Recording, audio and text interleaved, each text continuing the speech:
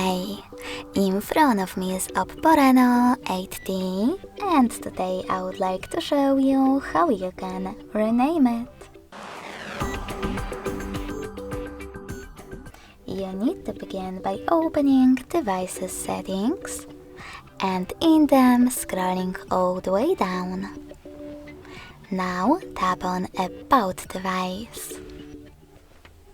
Finally, click on Device Name section and type in wherever you wish to.